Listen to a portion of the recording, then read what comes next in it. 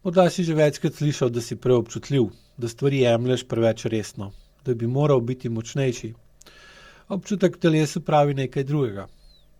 To niso pretirane reakcije, to so odzivi telesa, ki je predolgo potiskalo občutke, da je lahko ostalo sprejeto.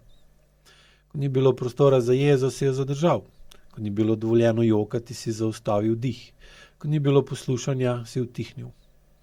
Tvoje telo se je naučilo, da je čutenje nevarno, da je bolje zakleniti kot čutiti, da je bolj varno otrpeti kot pokazati. In s tem si izgubil stik, ne z drugimi, ampak s notranjim svetom. Zato danes občutiš močne odzive, ker telo ni več sposobno držati tistega, kar je bilo dolgo potlačeno. To ni preveč, to je preveč zadržano in zdaj išče pot ven.